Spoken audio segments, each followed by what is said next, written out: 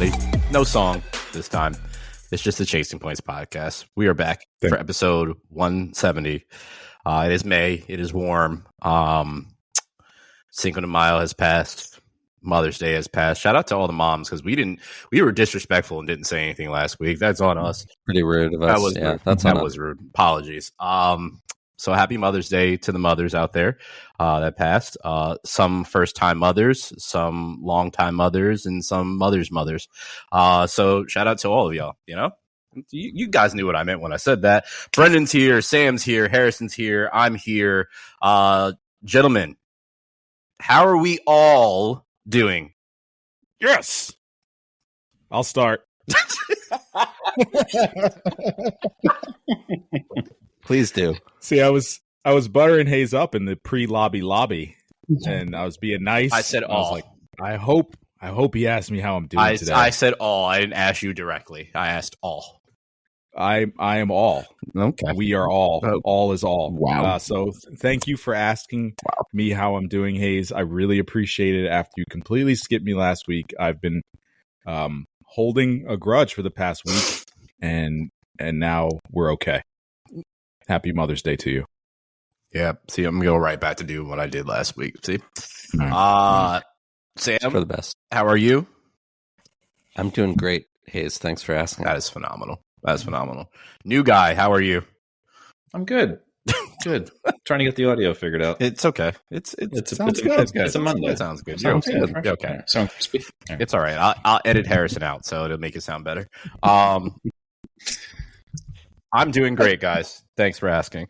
NBA playoffs. We are in the conference finals, and I absolutely have to say, which I'm sure you gentlemen will agree with me, this is probably the weirdest second round I've ever seen, period. It's very odd. And yes, Sam, I heard you semifinals. I just, the blowouts, teams taking other teams' home court advantage, injuries. It's just really, really, really weird. So we'll just jump right into the Thunder Nuggets, which the series is tied 2-2. Game 5 is on Tuesday, 9:30 p.m. It's in OKC on TNT. Nuggets took the first game. Thunder blew the Nuggets out in the second game. Nuggets came back down in the clutch to game 3 and took that. And then the Thunder took game 4, which was on Mother's Day. Which was a pretty damn good game. Gentlemen, open the floor here. Your thoughts on this series? It's been an odd one, like as well as like with all of them. You have the Thunder basically completely botch game 1. One of the most. It was a coaching malpractice. What happened there? If you go back for all the people that say, foul when you're up 3 and extend the game, and it was brutal. It was really brutal. They really botched that one. So when they came back in game 2 and completely took the Nuggets off the floor and destroyed them, everyone was thinking, okay, this is kind of what we thought we'd see from the Thunder. Mm-hmm. And they've run away with it. But then you get to game 3 and the Nuggets are just hanging around and pull it out. And then the Thunder, they pulled out. Stop it. They looked good in game 4. Stop it, child. They looked good in game 4, but still not very convincing. So, we're sitting here 2-2 heading to game 5, and now it's kind of anyone's series, 3-game series, and whoever can figure it out will take it. But I really have no prediction for it. It could go either way. I thought this was going to be one of the better series, and I meant like competitive wire to wire. It's just been super strange, as you said. That first game was very, very weird that the Thunder essentially just gave the game to the Nuggets. The blowout, also nuts, which there's been several blowouts in some of these series. Two things that are like standing out to me in this series. One, the youth of OKC, which is not necessarily a benefit right now. The lack of experience in playoffs as a team against a championship team, which is the other one for me. You see how the Nuggets are playing. They play wire to wire. The defense that they're playing is even though it seemed like their defense was non-existent at certain points of the season, especially a game I saw in the latter half of the season where they were playing OKC and OKC blew them out. Russ being in Shai Gilgeous-Alexander's chest to force the game to go further. Seeing how Jokic still is just that dude. Aaron Gordon just playing a marvelous. He's been great all season, but just in the playoffs, he's absolutely stepped up. Jamal Murray's kind of starting to look like himself again. Yeah, I don't know where this is going to go. I still believe OKC is going to win. That is just my thought. I stuck with them at the beginning. I'm going to continue to go with them. But honestly, I think this series can go whichever way. It really just depends on who decides to show up that night. Yeah, I'm going to stick with OKC, but I don't think it'll be convincing. I think it'll just kind of look – it won't look how they looked in the regular season, which was amazing. I think they still have a little bit more firepower, and defensively I think they can lock the Nuggets up, but it's going to look a little shaky for them. That's fair. Brendan, Sam. Yeah, I mean, I think the defense has been fun. I think OKC needs to score more points almost. But I mean, SGA, Chet's been fun to watch. My boy Hartenstein's been fun to watch. Knicks tape. Jalen Williams, but no, it's tough. Even everything going on with this Nuggets team, especially to end the year and firing your coach and everything there. I mean, there's still a perennial playoff team, at the top of the Western Conference for a reason. And yeah, they win games like in game one when other teams just give it up. And this OKC, are they still like one of the younger teams in the league? Yes. I'd imagine Yes. From a roster standpoint they are. And even head coach. I mean, I think we all like their head coach, but these big time moments that they're all experiencing pretty much for the second time. So yeah, you can't sleep on a finals team that kind of is all still together, right? I mean, some the core pieces are still together. So yeah, it's been fun. It'll probably go 7 and no one knows what'll happen, but yeah, this to just co-sign there, everything's been weird this playoff season, but that's playoff basketball, I guess. And just a lot of volatility. But it's been so weird. We're seeing like a demonstrative Jokic. Like we haven't seen him look like this. Like he's yelling at teammates. They got him locked down. I mean, I know what he got 30 points yesterday, but like he's been off a little bit. he's frustrated, and yeah, I mean, I think that's a testament to the defense. I think both teams seem to just be frustrating each other, which lends to kind of why it looks a little sloppy at times, but both are playing. Like the Thunder defense obviously was all year, but the Nuggets have really stepped up. Sure. And the lack of Thunder ball movement in the end of the fourth quarter is very concerning. Like they just continue to go isolation down the stretch. And it looks ugly. They'll get some good points and possessions out of it, but some of them just look horrendously bad. But they're still able to, on the other side of the ball, stop the Nuggets and pull out the win. So, yeah, I think we'll just see 3 more games like that, and it'll be a 3 to 5 possession game down the stretch, and that's going to be who decides it. So it's a tricky series. That'd be intriguing. Bacon, you have anything to add? No, you guys got it. Didn't think so. Wolves, Warriors. You touched it all. I gotta give him a chance just in case. I don't want to step over it and just be like, Zeph me, huh? Timberwolves. We'll get to Knicks tape soon. Yeah, exactly. He's got a lot to say about the Knicks, folks. Don't worry. Timberwolves lead the series against the Warriors 2-1. Game 4 is tonight at 10 p.m. And in Golden State on ESPN. Still no Steph. The earliest he can come back is Game 6, which is not good news for the Warriors. Ant-Man, Jimmy Butler, both struggling. This series is pretty much over, in my opinion. It's especially after tonight. 100% is going to be over. And the fact that the Timberwolves are still winning barely, without Ant doing what he has to do, I just don't think there's a chance at all. And there's only so long that he's going to struggle. Shout out to Buddy Hield still doing his thing out there, which is wild. Draymond has been playing phenomenal defense, which is what he's really, really good at, and also kicking people and grabbing their arms and all that stuff. And then flat out saying to the media, "You're trying to call me out of my face, and you do all this historically and stuff like that." Draymond, you are just a dirty player, is what people are calling you for what you are. Kind of what it is. We watched him just like crash out. Like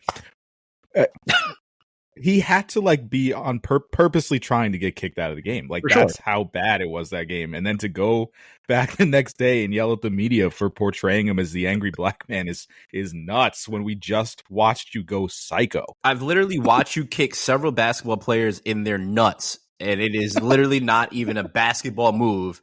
And then you turn around and act like it was and like you didn't do it. You got anger issues. I mean, remember that time, Draymond, you had to get like counseling and stuff like that because the league was tired of your shenanigans? I love Draymond. I love watching Draymond play. I do as well. It's crazy. I don't care for him on a podcast or anything else like that. Man.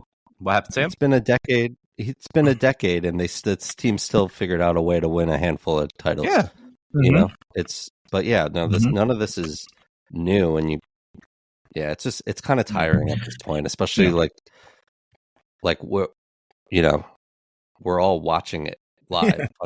He's unraveling live on television, and then like saying, "Look, the sky's not blue; it's green." It's like, it's no, crazy. Man. Like it's just I love the player too, but like it's tiring, man. It's just 100%. What's this? Go ahead. Well, this series it lost a lot of air in the tires for me when Steph is out, man. Like it kind of sucks. Like you really want to see the best on best, and without Steph, the Warriors are clearly very different. Obviously, very different. Still only down 2-1, and it's really like the Timberwolves really didn't look great last game either. But that's just a testament to like how good this Warriors defense has been down the stretch once they got Jimmy, for sure. Especially with like no bigs. Kuminga just started playing again. It's just they got some weird things going on, but they still persevere and still play some really good defense. And it's definitely over, but it might go a little longer than we think. Maybe the Warriors squeak out another one, but without Steph, it's not really possible. Do you think this would be any different with Steph if you say he was fine? Yes. Yes. Yeah, I think it'd be 2-1 in the other direction. Yep. I agree. But I would still think the Timberwolves overall the better team and would pull it out in 7. Just with home court and all that, even though home court hasn't mattered not a damn thing this playoffs. But yeah, now this could, easily end in 5, maybe 6. It'd be crazy where this team would be with no Steph and without Jimmy Butler too. Yeah. It looks like Kuminga played 36 points the other day. Like I didn't think it was that many. I mean, I know, or 36 minutes. He had 30 points, but getting him back into the rotation there. But yeah, he's been in the doghouse for a while. Like Kerr won't play him, and it's just been a messy situation. But I mean, even Steph's injury has a lot to do with how their whole season played out because of the nature of they really don't have the depth. They were a 9, 10 seed going in and had to kind of kill themselves over the last, since the All-Star break just to kind of make the playoffs. So, that type of playing every single night where every game's kind of do or die will lead to fatigue, hamstring issues, all that type of stuff, which Steph has never had, which is, a testament to his career. Yeah, it's so worried about his ankles for 15 years that, he's pretty much held up. Especially, just where the perception of him coming into the league was and now. But we talked about it last week. The amount of attention that he demands on both sides of the floor is missing here. You know, it's you can it's clear. And you know, to your point too, Hayes, Ants struggled. They're still finding ways to get their buckets and win games, but it'd be a lot different situation if a lot more of those shots went in on the T-Wolf side for sure. Yeah. I'm gonna go to the Pacers and Cavs. Brendan, I already know. This Waiting one's patiently. actually over. Yeah, this one 100% is over. I apologize because I was wrong. Cavs, you just did not show up.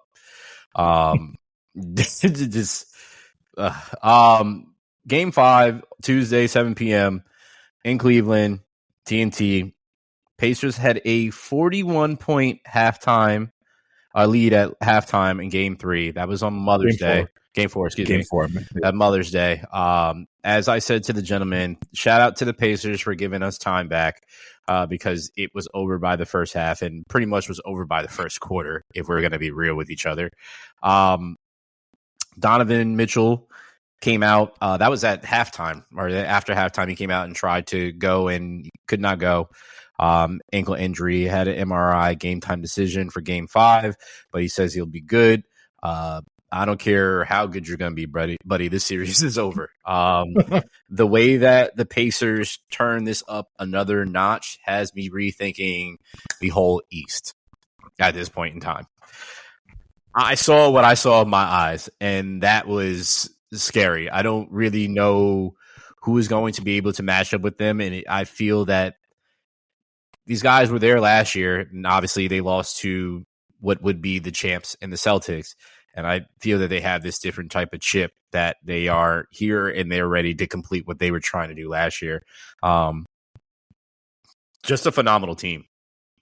Shout out to the guy that people said was the most overrated guy in the NBA because he's just been balling his ass off ever since that point in time. They did the same thing with Jazz Chisholm too, right? And he just turned out pretty good too. I got Jazz needs to stay on the field. Well, I mean, that's fine. He'll be okay. That's always been the thing. It's wild. I'm feel the same way. Like the Pacers definitely look the best out of all of these teams remaining. Just watching the games, in this current round, man. They're super annoying. Like they annoyed the hell out of me watching them against the Knicks. No one gave them any credit last year. They lost to the champs, as Hayes said, and this year, they're a pain in the ass. Like they're pesky. They start a lot of fights. They are just in your face the whole time. The Cavs can't get anything going at all. The assist numbers are outrageous. Like for the Cavs and the Pacers, Cavs are turning the ball over a shit ton. It's just they just do not look good. I'll be interested to see the Pacers match up with a team that can kind of expose their front line, but I don't know if there's I guess the Knicks have that with Cat. I don't think the Celtics have the front line that would like make that a big part of the series. You figure that the Cavs would be able to do that. Now. Jared Allen is. I like Jared Allen, but he's not an aggressive player. Like he's just very. He'll sit back and wait. Mobley was injured in Game 2, so he was out. So that kind of flips how we're feeling right now. Like obviously after last night, it's the blowout is the blowout, and you have certain feelings one way or the other. Maybe the Cavs could have been. It could have been a 2-2 series if Mobley is in and Garland is in the whole time, and we're feeling a completely different way. So, like, I don't want to get too ahead of how we feel about the Pacers just off the last game, but they are we know they're good. Yeah. We've all watched it. They've had a great second half of the year. They had great, first series. Last year, they had a really nice run. I mean, this team is pretty much untouched from last year, right? Off the top of my head. Exactly. Brought Siakam back, so. I just don't want to get too ahead of ourselves, like crowning them the East champs. Of course. Right. Or, but they too look the best out of all these teams right now. They're playing the best. Like, that's just. Shout out to the exciting white TJ McConnell. He's the most annoying player that is on the court, but he is absolutely the Pacers spark plug when he comes off the bench. And once he starts scoring and the defense that he plays, he knows how to get the crowd into it, and he plays to the crowd very, very well. And I think that's a super underrated part of his game is because he's been doing that for several years, and he's just that guy that just he will be the scrappiest player on the team. Go for it. And as soon as he starts getting it going, the crowd starts going, and then it's once that crowd's in it there, it's kind of night. So just wanted to give him his love because he just annoys me every time I see him do this. Yeah, he's annoying, and just found his role on the team. I know he's played a lot of different places and always performed pretty well. But yeah, he's annoying as hell. Sure is. But one of those guys you'd love when they're on your team. Absolutely. Sure. Brendan. Hey, Brendan. Hey guys. Oh, man. Hey. You wanna lead this one off. It's the Knicks. They lead the series against the Celtics 2-1. Game 4 is tonight at 7:30 p.m. on ESPN when we're recording. Knicks overcame a 20-point deficit in game 1 and 2. What is your thoughts on Knicks tape, Brendan? Oh wow. It's an audio podcast, my guy. Sorry. Oh my god. Okay, so it's more of the same. What you guys are saying, like this is just a crazy round just throughout the playoffs, right? I mean, coming back from 20 back-to-back games. I mean, Harrison, I'm still trying to wrap my head around your text. It was game 1 where the Celtics missed 45 3-pointers. 45 of them things. Insane. That said, I as much as I Knicks homer, Knicks fandom, I still don't see them taking the series. So with all this build up, Knicks tape, everything, I'm hoping they prove me wrong, but yeah, I still think when it comes down to it, Celtics are the better team. These are games 1 and 2 were amazing for Knicks fans for New York, but I still see the Celtics as the better team and pulling out this series win. They really have to stop going down 20 points. Like that. Yeah, that's just a hard first and hard foremost, right? Yeah, yeah. You're really digging yourself. Leon into the calls Tibbs up. Hey, Tibbs, listen. You really shouldn't get out to a 20-point deficit. It's really hard to come back. It's a bold really strategy. Yeah. Thanks, Leon. bold strategy, Cotton. The Knicks are the only NBA team in the last 25 seasons to trail by 20 points in back-to-back games, both on the road, and came back to win both. So nutty. It was crazy. It's very, very fun in New York right now, especially, with the Knicks off to a 2-0 series lead. I'm with Bacon. Like, I don't see here's what I don't want to Stephen A. Smith this thing, but the winner of tonight's game is going to win the series. I completely agree. Yeah. This is like the biggest Knicks game in the last 25 years tonight. So, yeah, and I think they can do it. Like, they could absolutely win tonight. Like, I don't love the Celtics late in games. I think they're stagnant. I think they rely on the 3-pointer too much. When they're hitting them, and they take them in ridiculous numbers. Like, they missed 45 in game 1, but they take 50 a game. So that's just the way they play. But I just don't love it. And I think the Knicks can, if they can squeak another one out and go up 3-1, anything's possible, to quote Kevin Garnett. I see what you did there. Yeah, I mean, they weren't missing on Saturday. And just, the game was, you can only, and I think I said it going into the series, they're not going to win if they play like they did against the Pistons. Like, they just came up against a team that is probably ahead of schedule. Mm-hmm. Cade's had a great series and great season, and the rest of the team there, but they can't continue to play like that and win. And we're seeing it now against a team that did rebound pretty well in game 3. And the optimistic Knicks fan that I am, that's hard to say because it's been brutal lifetime of Knicks fandom, but like, I think probably squeak one out. I hope to at least win today in the Garden, make it interesting here. But yeah, I share the same sentiments as you guys. It's going to be a tough road. Just to give you guys some hope, if they can keep it close, I like them a lot better than the Celtics down the stretch. They just have to keep it close. So you've all said you believe that the Celtics are still going to take this series. And I chose the Celtics to win in 7. I'm not confident in that at all. I'm not confident at all. I believe that with the momentum of the Garden tonight, as you said, Harrison, this is probably the most pivotal game in Knicks history in recent memory. I think they have the ability to take this series, especially with the way that the Celtics play. And I know last year they lived and they died with the 3. It's been the same this year. But I think this is absolutely going to burn them in this series if they continue to play like this, because the Knicks move the ball extremely well, plays hard defense. Their rotations are really, really good.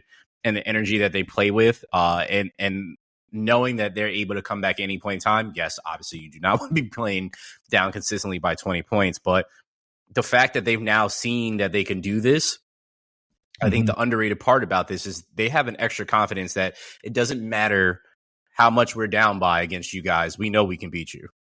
And I think that is a very underrated part of the series. And I honestly, for once in so long, I'm actually leaning the Knicks. I am. Wow. I am. Well said, though. I agree with everything you said. Yeah, totally. I'm still going to stick Celtics in 7, but I still agree with what you said. It's hard, and I can see it's hard for me not to go with the Celtics, and that's not even like hate for the Knicks or anything like that. I want to see my friends be happy and win something, because Knicks fans have been miserable for so many years, pretty much my whole entire life.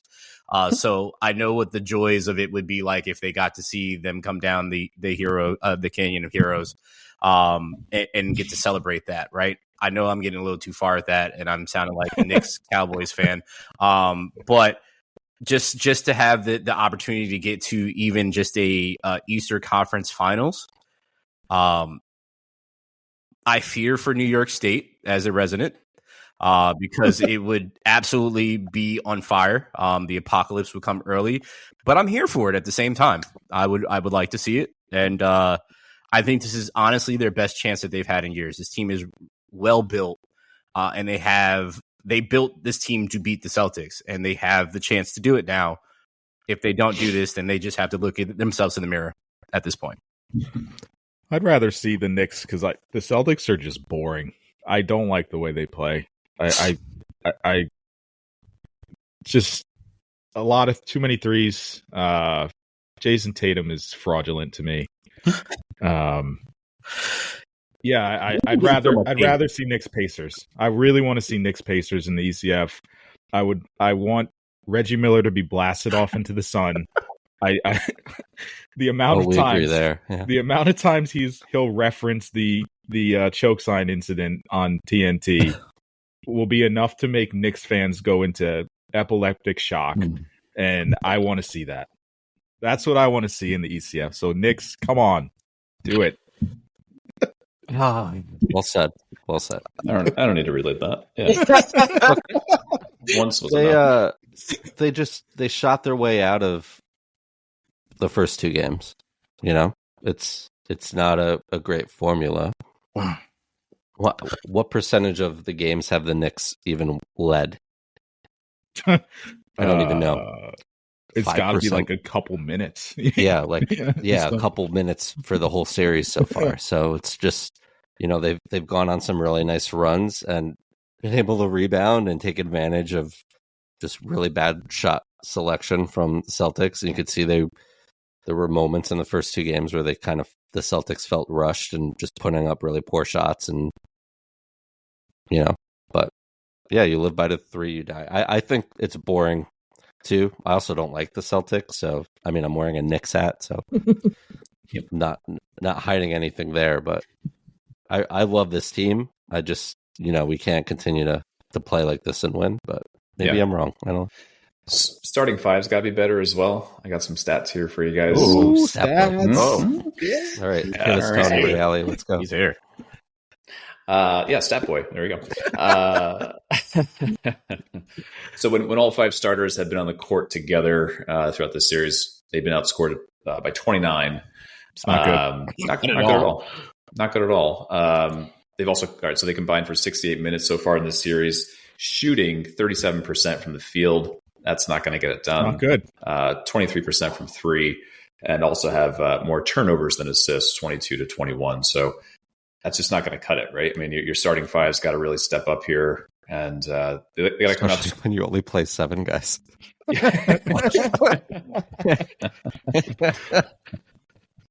got to be better. Yeah, got to be better. Got to come out strong right from the start. Just lock Peyton Pritchard down tonight. Win the game. The X factor. You have a team that won a finals last year, and you have Jason Tatum, Jaylen Brown, Drew Holiday, and Porzingis has barely played. He's right? been terrible. He's not healthy. No, is he hurt? Or is he sick? I don't. Whatever. He's coming back from injury, and he's not. Yeah, he's not even been a factor in this game, and you got Peyton Pritchard nailing the coffin in Game 3. I do want to say, because he won 6th Man of the Year. I do want to TJ McConnell light. Yes, but that was the first time I ever heard him talk when he won 6th Man of the Year, and I was so confused. I immediately looked up where he grew up. Because I've never heard him speak. He don't sound like no regular white boy is what I'm just gonna say. It's like he grew up around some people, or he got some type of mix going on there. That's all I had to say. So you can go listen to it yourself and do what you want. But it definitely caught me off guard. I had to do a double take and say who is talking. I feel like we went to high school with a lot of he might have went to Newburgh Free Academy the way that he was talking. Giannis is open-minded about exploring trades options. What are your thoughts on that, gentlemen? I feel that I would love to see him on the Spurs. I'd like the Spurs. I think the Heat are going to go crazy hard to get him. These terms that we're using, crazy hard today, pulling out. Look, man. I'm just saying. I'm just saying. I don't know what you're talking about. What other sexual innuendos can I fit in here? I'm sure you'll find a couple, and I know Brendan is now. He's fully engaged in this one. He's 100% ready to say a bunch of different things. Fully engaged. Yeah, see, there you go. Fully engaged. Yeah. The Thunder could do something crazy. They have 7 billion picks. I don't know. I don't see the Thunder happening, but I definitely could see the Heat. I definitely could see the Spurs. I mean,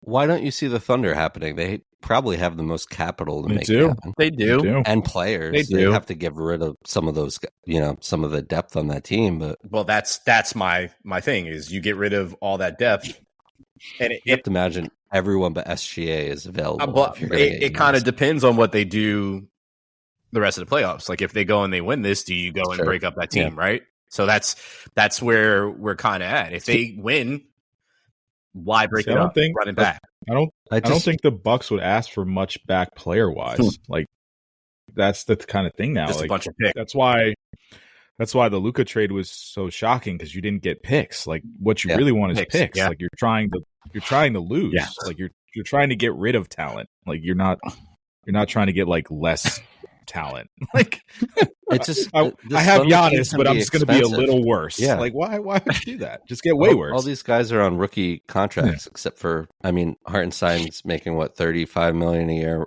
SGA's on a max deal, but if he's not, he should be. He will be.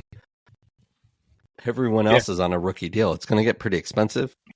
At the same time, I'm not for blowing up something that works, but just the crazy thing with Luka is a guy like that doesn't hit the market ever. The guy like Giannis does not hit the market. So it'll be really interesting to see. I think the Spurs would be awesome too. I wonder how. I don't know what all that capital looks like. I know they traded a lot to get De'Aaron Fox, but I have another team in mind, but I'll save it for entertain it if you're Milwaukee though. I'll save my other team for a segment later. Okay. Yep. Teaser. Wow. MLB. What do you guys make of this situation in Boston with former third baseman, now DH, Rafeal Devers, publicly refusing to play first base for the team? The Sox signed Alex Bregman in the offseason, and Devers was asked to be a DH full-time. First baseman Tristan was, how do you say his last name? Casas? Tristan Casas. Was recently hurt and is now done for the season. Devers recently said, "I know I'm a ball player, but at the same time, they can't expect me to play every single position." Red Sox owner John Henry, CEO, chief baseball operations, all flew unexpectedly to Kansas City today to meet with Devers. What are your thoughts, gentlemen, on what is going on in Boston with Devers, who kind of has been poop anyway?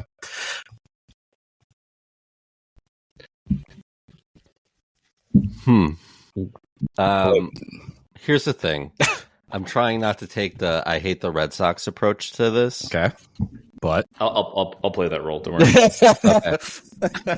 You sign. I'm looking up his contract now. He signed a 10-year, $300 and something million contract. He's not a good third baseman. You sign a Gold Glove third baseman, which was really weird. The Red Sox do such weird things. They had like Trevor Story. They have all these infield like prospects that are pretty good. You know, they had got rid of Bogarts. They do weird things like this. But Devers is not a good third baseman. I get that he's like been with this team for so long and is really like one of the, you know, homegrown parts of this team, but he's not a good third baseman. So I understand his point of view where it was like, okay, you told me to put my glove away, like literally is what he said. They told him to put his glove away, and now you're asking me to play first base. But like, I don't know. I'm also not like an all-star third baseman making $300 million, but my team needs me, and I'm bitching and complaining that I'm the third baseman of this team. Like, I'm going to pick up my glove and at least learn how to play first base. I think it's kind of crazy. They need help at first base. Now you mentioned Casas is gone. I don't really know if they have anyone in the wings in the minors, but they have Roman Anthony. They have other guys that they could create a space for if there's not a DH. And I just think it's pretty crappy. I understand kind of hanging him out to dry a little bit, but at the same time, it's, you know, you trade for Jazz and he's like, I've never played third base in my life. All right, pick up a third baseman glove and figured it out on the fly. Like that, you're playing a game, dude. You're playing a game. Like, this isn't, you're not curing cancer. You're playing a game that kids play. Like, try to help your team win. They're paying you a shit ton of money. That's just kind of my old man take on it. But that's usually my take too.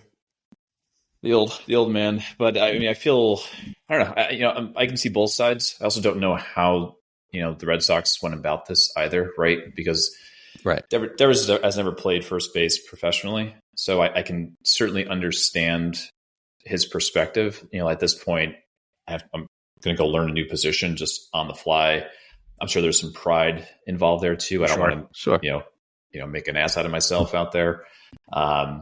But on the other side of it, you know, Sam, to your point, doing whatever it takes to help your team win, right? There's a glaring need there now. At least give it a shot, right? I'm sure they wouldn't just throw him into the next game if he says, yeah, I'll give it a go. You know, I'm sure he'll be getting some reps, getting some practice in, see if it sticks. But that would be my expectation as well, right? Because Devers, face of the franchise, would be great if he just said, yeah, you know what, I'll do what's best for the team here. Swallow my pride. I'll move across the diamond there to the cold corner and see what I can do, you know.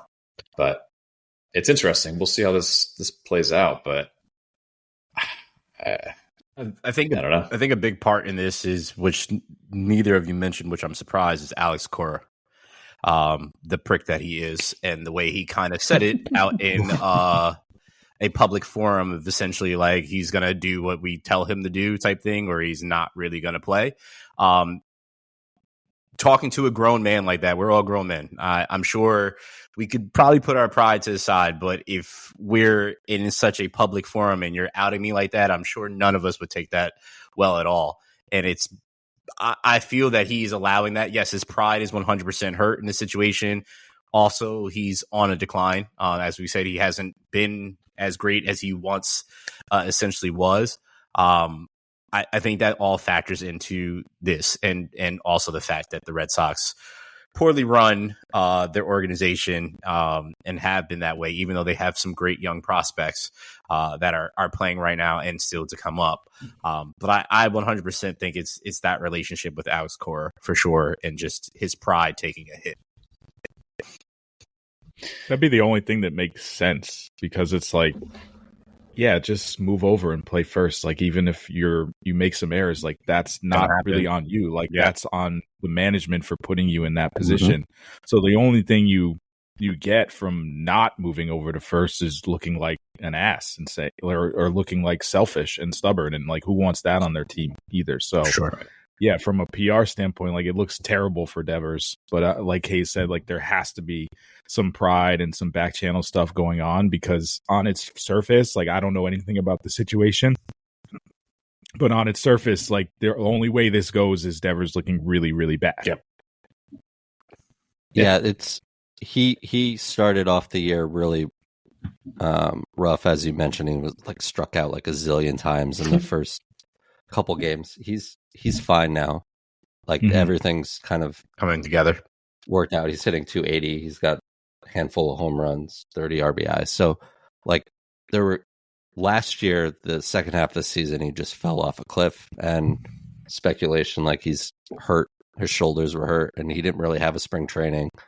So, like, it's fine. I think you're in a position now. I'm sure they'll figure something out. I think they're definitely a better run team, despite their best efforts to destroy things like trading Mookie Betts and not paying certain guys and making, trading Chris Sale and for nothing, and like the things that they have done. But, they'll probably likely trade him. I'm sure a team will definitely want a, the contract looks pretty good. Probably be the Dodgers in comparison.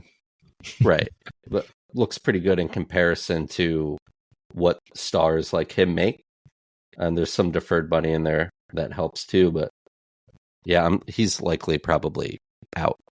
Probably get an arm or two from him, as a result of trading him. I think would probably be the best situation for the team now, because yeah, I get the whole you throw him under the bus and he's a grown man and all of this stuff. But, we're not, to everyone's point, we're not in the clubhouse. We don't know what's going on.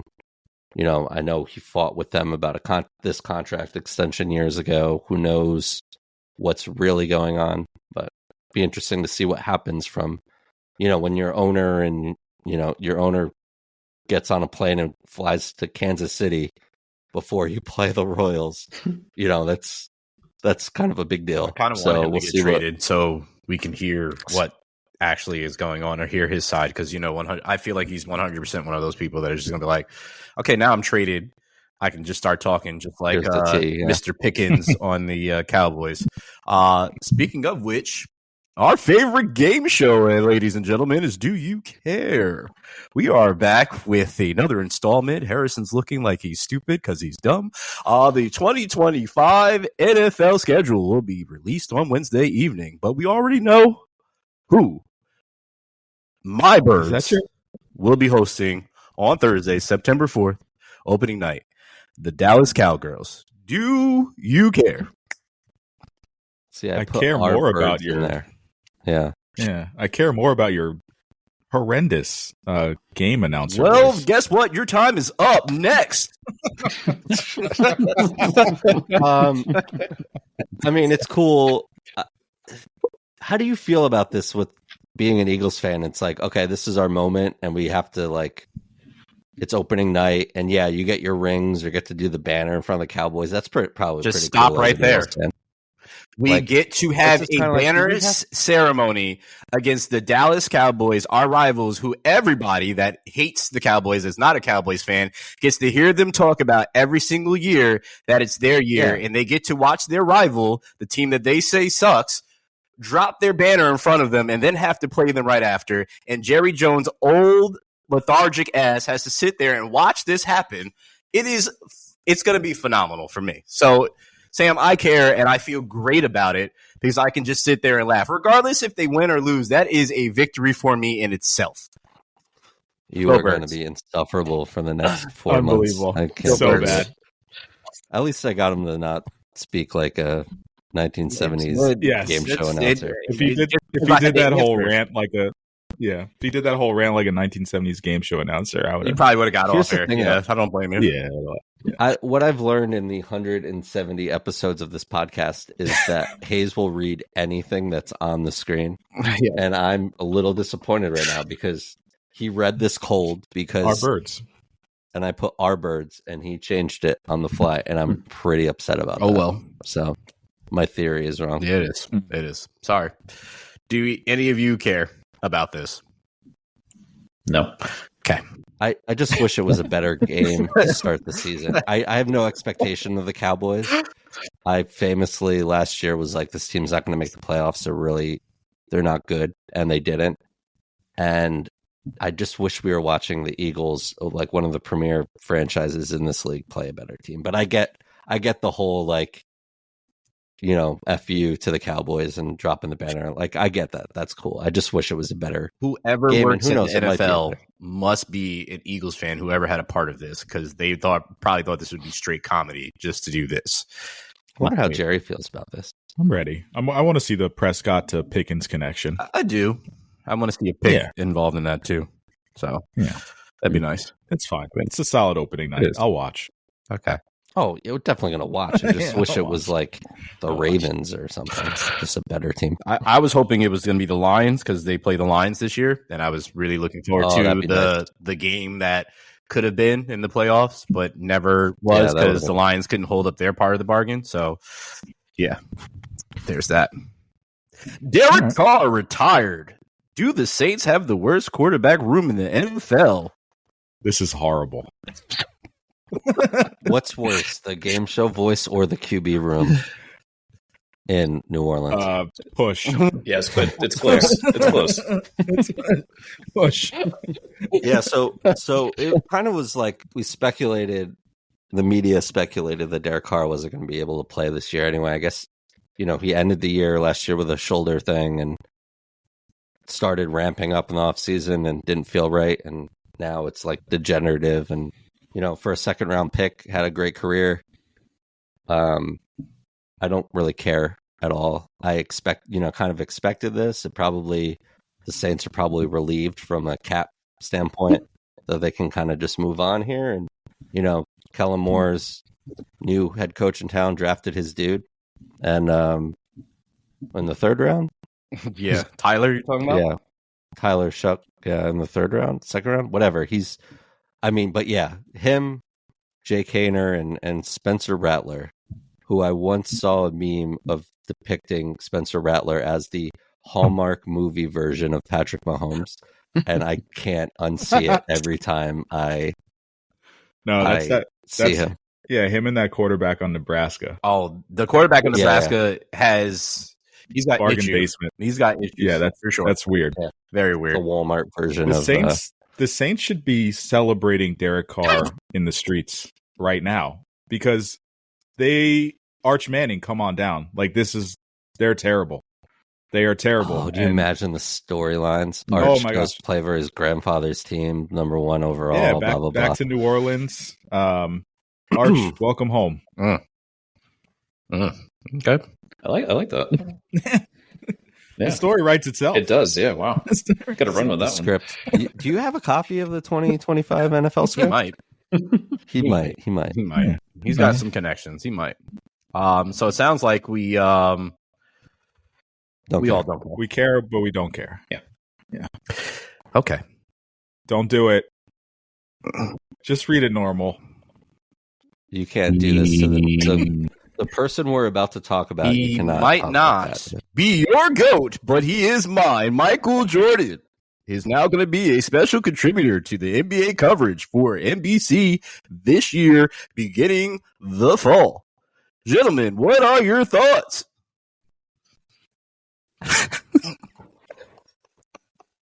Why? When you tell me not to do something, I'm going to do it. So, honestly, the setup line was pretty good. I'll give you that. Thank you. He might not be your GOAT, but Thank you. Thank you very much. I care. I think that's pretty cool. I'm excited to see what NBC is going to bring back to the table. Hopefully we get the theme music Yes, back. that's all I care about. Little round ball rock. Mhm. I think Fox bought it though, so I'm curious how that. No, I saw something in the Athletics said that Got it back. It's coming back. they're coming back, and they're using the old announcer. Forgot his name. He passed away, but his family basically said it was okay to use like an AI thing for like the voiceovers from the old like 90s jingles and all that stuff. So like back. I forgot his name. Maybe while we're at that's kind of crazy. Rashad back while we're at it too. Yeah, there you go.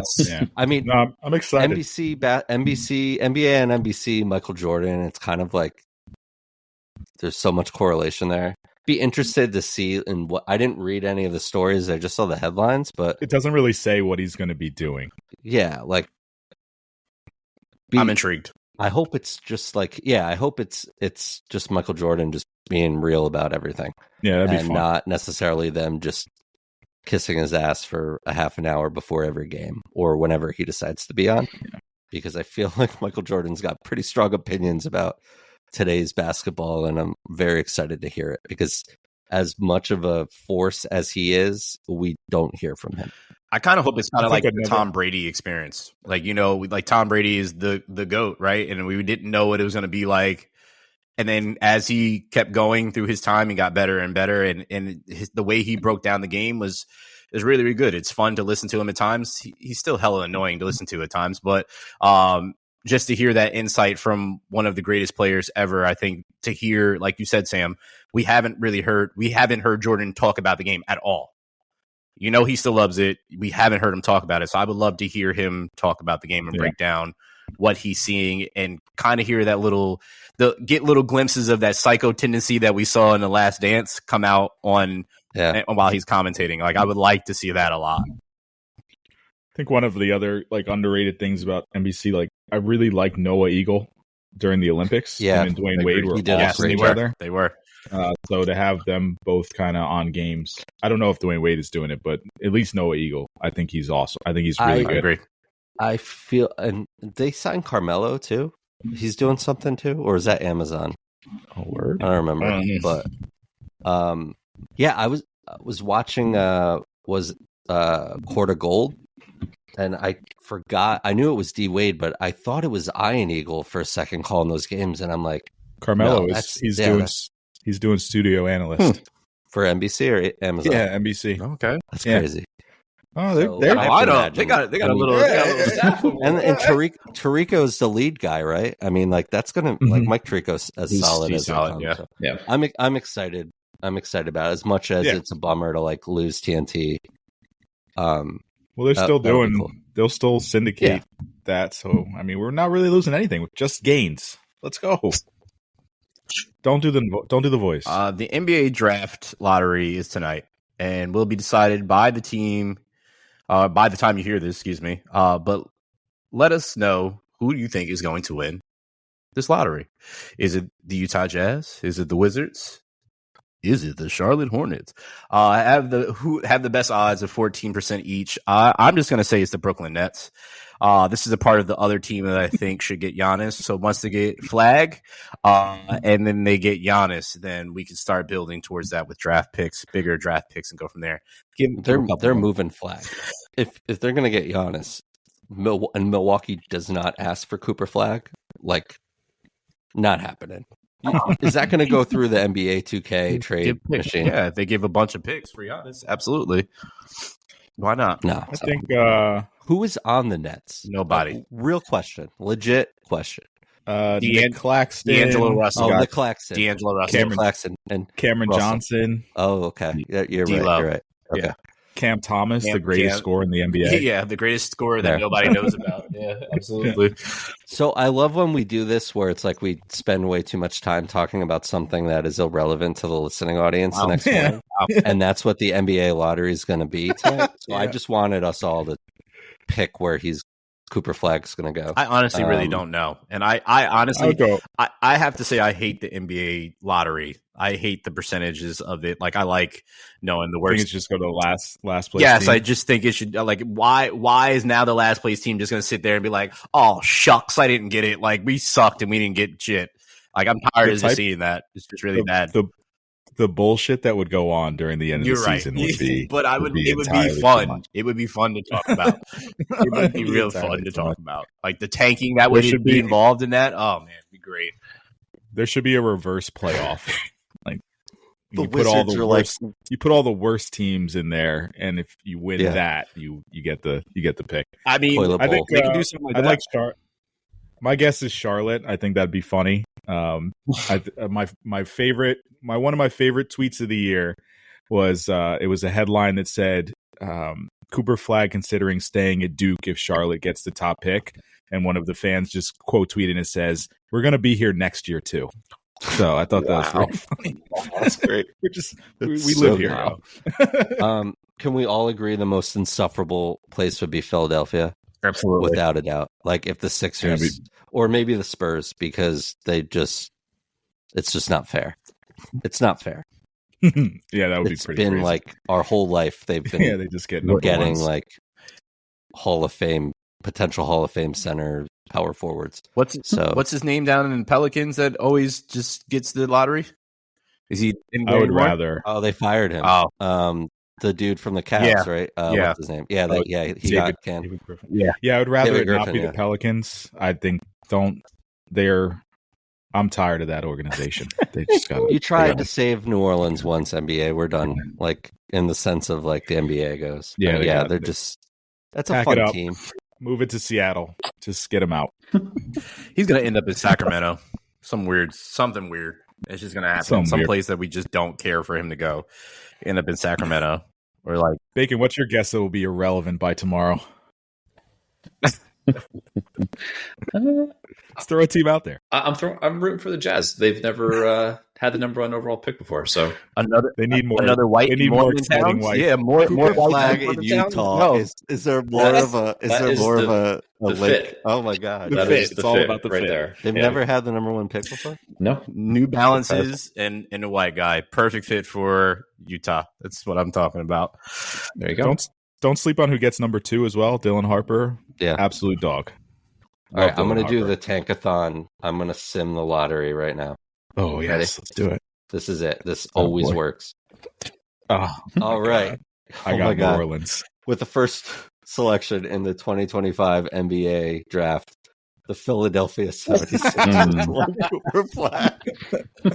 That's perfect. That's Charlotte perfect. 2, NOLA 3. The Wizards dropped to 4. Utah 5. Okay. That's terrible. What time is it? 7 is 7. This? Yeah, 7. All right. Yeah. All right.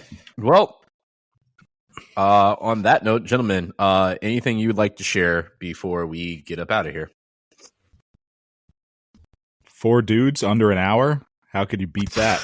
Wow, he wrote that down, had that doing. That was wild. Hey Siri, generate a witty sexual innuendo to end this podcast. And that's what Harrison got. The podcast name is Pull Out Couch, by the way. So I swear I just thought of that. I swear to God. My iPad just went off, by the way. Ping pong balls. Yeah. Oh, boy. Okay. Well, Aaron Judge, bat number 400. How about that? Yeah. There you go.